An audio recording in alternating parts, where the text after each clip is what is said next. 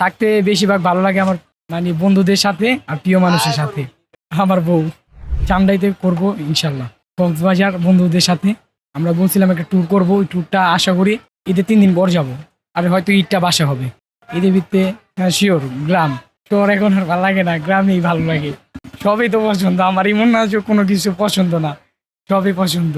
কোনো জায়গায় মনে করেন ট্যুর অথবা মানে দূরে দূরে কোনো জায়গায় ট্যুর আছে, ওই জায়গায় থাকতে বেশিরভাগ ভালো লাগে আমার মানে বন্ধুদের সাথে আর প্রিয় মানুষের সাথে। আমার বউ। তুমি বিয়ে করেছো? জি, আমার বয়স এই যে 19, ওনার 16। প্রতিবার তো গ্রামে, কিন্তু এবার ঢাকায় কাটানোর ইচ্ছা আছে। ঢাকার মধ্যে আশেপাশে ঘুরবো। শ্যামাই, কারণ সারা বছর তো ঈদের শ্যামাই খাওয়া আর সারা বছর খাওয়া তো আলাদা। পাঞ্জাবি অবশ্যই। ভাবছি রমনা যাব, দেন ওখান থেকে ধানমন্ডিতে কিছু ফটো টটো তুলে বাসায় এসে পড়বো। প্রতি বছর তো গ্রামে ঈদ করা হয়, তো গ্রামের মানুষজনদের সাথে ওদেরকে মিস করবো মূলত। কারণ এখন তো ঢাকায় করবো ঈদ। মানে বুদ্ধি হওয়ার পরের থেকে সালামি পাইনি, দিয়ে আসছি মানুষকে। হ্যাঁ, সালামি পাইছিলাম ছোটবেলা লাস্ট, ওটা আর মনে নেই, অনেক আগে। 4-5 হাজার টাকা সালামি পেয়েছি সর্বোচ্চ, এর বেশি না। এখন সালামি দেওয়া লাগে উল্টো আরো। আসলে আমি হচ্ছে হিন্দু মানুষ।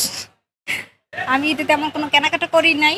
আর ও হচ্ছে আমার রুমমেট, ওর সাথে কেনাকাটা করার জন্য আসছি।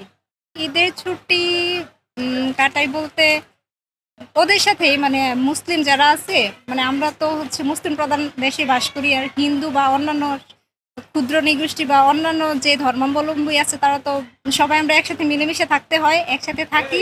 মানে মনেই হয় না যে আমরা অন্য ধর্মের, মানে একসাথে ওদের সাথেই সবকিছু করি। সব মানে বলতে গেলে অনেক ভালোভাবেই কাটাই। হ্যাঁ, যাওয়া হয়। কিছুদিন আগে গ্রাম থেকে এসেছি, এর জন্য আর যাবো না। এখন একটু পড়াশোনার চাপ আছে, এর জন্য